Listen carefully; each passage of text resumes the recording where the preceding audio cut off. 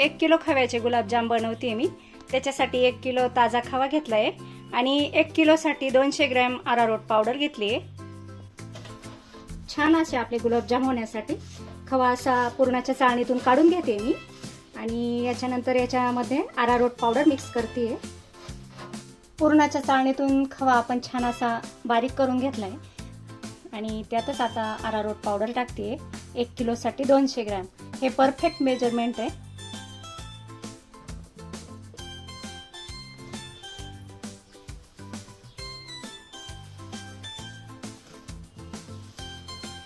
खवा आणि अरारोट powder mix करून झाली आहे। ते थोड्या वेळ साईडला ठेवते आणि तोपर्यंत गुलाबजामला लागणारा पाक बनवते। पाक बनविण्यासाठी साखर आणि पाणी समप्रमाणात घेते। जेवढे साखर तेवढेच पाणी घेते। 1 किलो खव्यासाठी 1 लिटर पाणी आणि 1 किलो साखर, खवा साखर पाणी यांचे समप्रमाणे।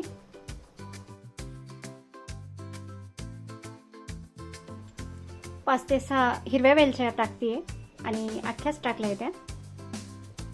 वेलची घातल्यानंतर 1 लिंबाचा रस घालते। लिंबाच्या रसामुळे पाकाला छान अशी शायनिंग येते। साखर मेल्ट होईपर्यंत पाक शिजवायचा आहे। त्याच्यानंतर एक उकळी आली की आपला पाक तयार।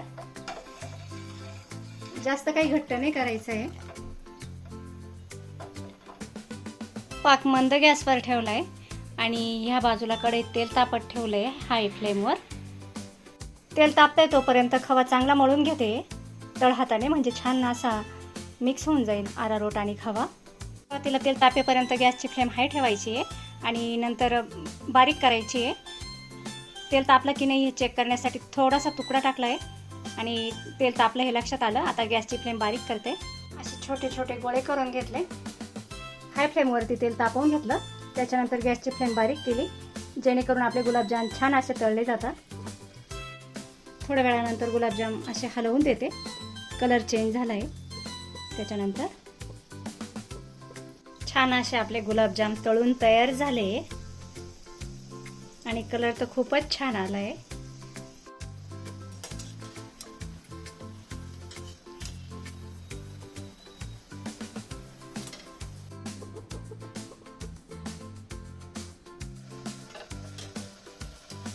गुलाबजाम तळल्यानंतर थोडंसं तेल निथळू द्यायचं असं आणि पाकाखाली गॅस चालू आहे। एकदम बारीक फ्लेम आहे, बारीक फ्लेमवरती, आणि थोडंसं तेल निथळलं की लगेच यात टाकून द्यायचे। सर्व गुलाबजाम तळून झाल्यानंतर ते पाकात टाकले आणि आता गॅस बंद करून त्याच्यावरती झाकण ठेवते। 2 तासासाठी छान असे पाकामध्ये गुलाबजाम मुरून देते।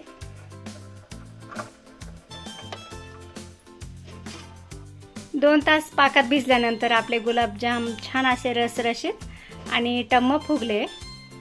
थोड्याच वेळात आम्ही संकेतच्या हळदीच्या कार्यक्रमासाठी निघतोय।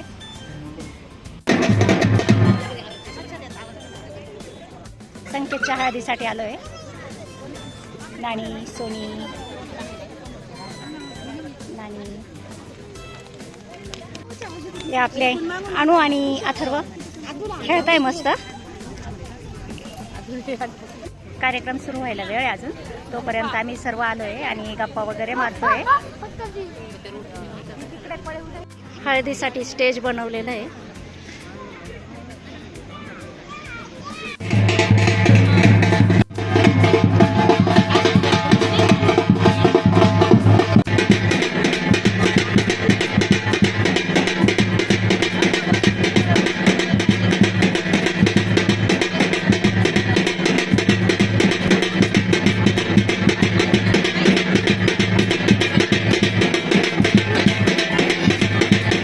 मावशी स्वाती मावशी आणि ही ज्योती मावशी, आजी आणि नानी।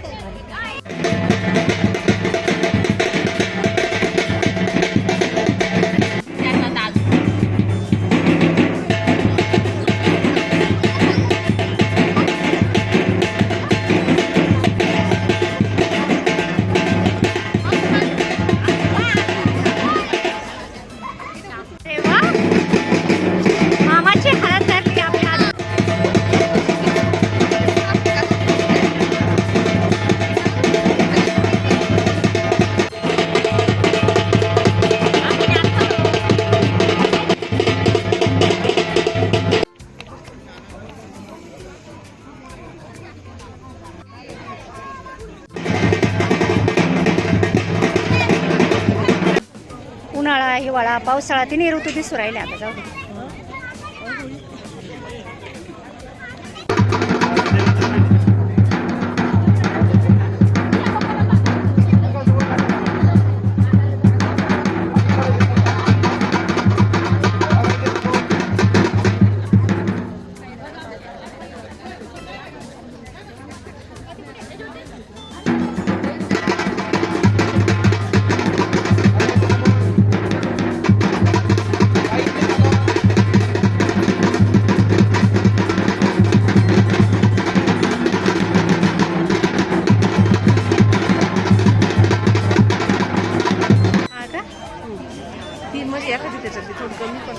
ही अर्चना मावशी.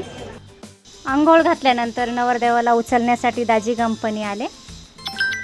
दाजींसोबत सर्व चेष्टा मस्करी वगैरे चालू होती सर्वांची.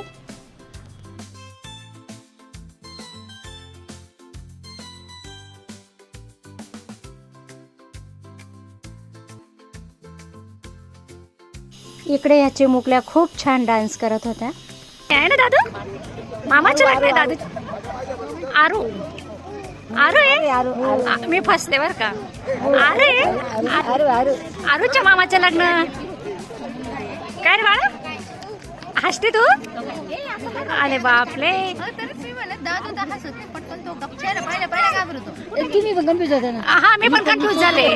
मी दादू दादूच म्हटलं तिला.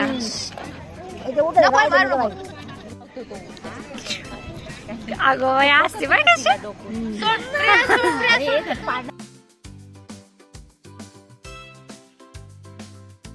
राहिले सारखे ना. बघ ती पा कशी. अरे बापरे. हो आरूला कळते बाळा. हो अरे बापरे. मावशीची मम्मीची साडी सेम आहे आज. पण कलर दोघींचा सेम आहे. मम्मीचा आवडता कलर आहे. हा आरू तुझ्याशी नाही बोलत आरू मी. आरू अरे बापरे ती लगेच बघतो काय व्हिडिओ. बुर जायचं आरूला. आरूला काय तुझा फोटो काढते ते मी. अरे बापरे आरूचा व्हिडिओ काढायचा आहे का? अरे बापरे कोणाचा व्हिडिओ काढायचा? आरूचा का अनुचा काढायचा?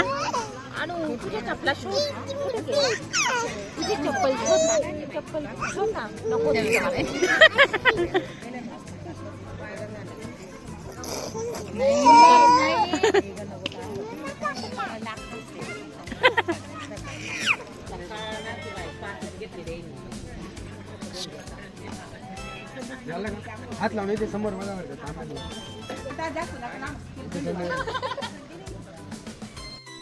नवरीचे नाव शैलजा होते. संकेत आणि शैलजा दोघांची हळद एकाच ठिकाणी ठेवलेली होती. समोर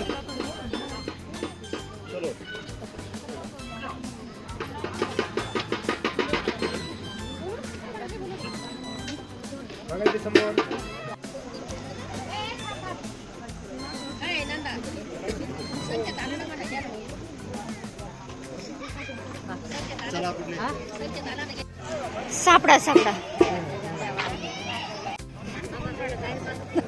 काय गप्पा चाललाय काय माहिती यांच्या.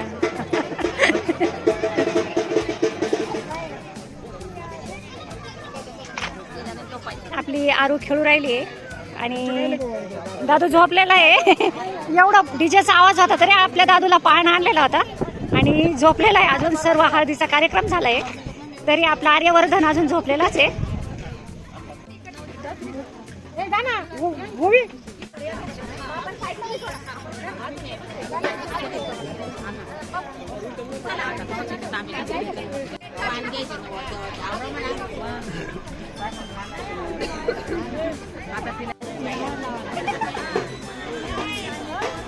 ते समोर मामी सोबत छान एक सेल्फी घेते. मामीचा लुक छान आहे आजचा.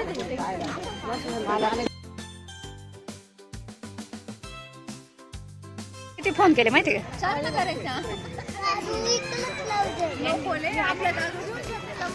हळदीचा कार्यक्रम झाला. आता घरी चाललोय. ठरवा. हो चाल, आता घरी जायचंय बाळा आपल्याला. चाल. The next day. घरातलं आवरलंय, नैवेद्य वगैरे सर्व भरून झालंय आणि आता भगवती मातेच्या आरतीसाठी जातोय आणि आरती केल्यानंतर आम्ही लग्नाला निघतोय.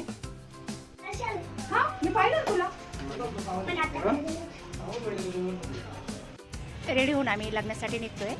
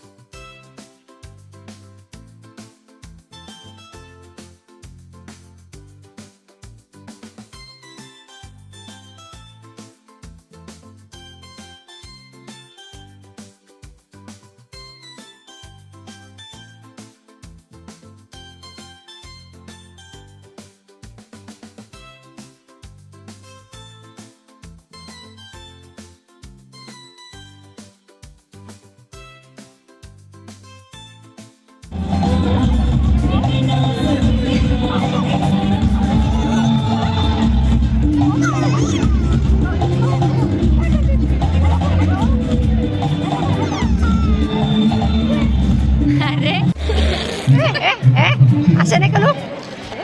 आमचा फोटो काढायचे. नको नको. का रे?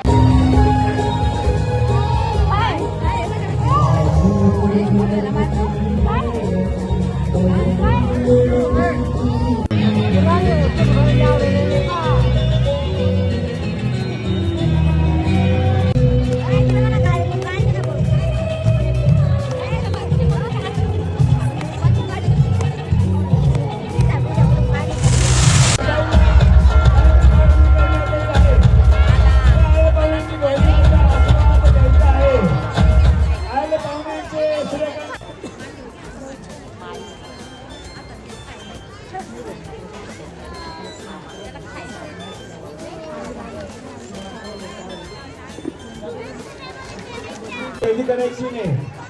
नववधूच्या मित्रांना विनंती आहे, विवाह स्वार्थ नैवेद्याला कोणी उचलण्याचा प्रयत्न करू नका. अपमान होईल असं वागू नका.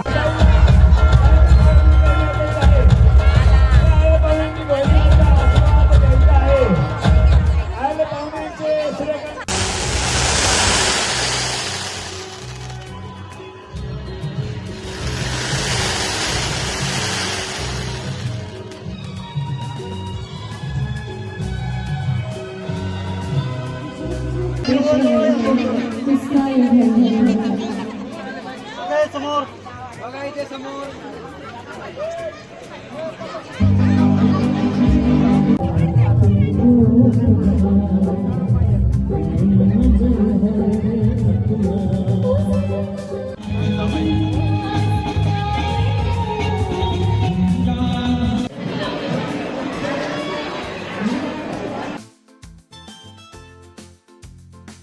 काय संपन्न झालं? विवाह सोहळा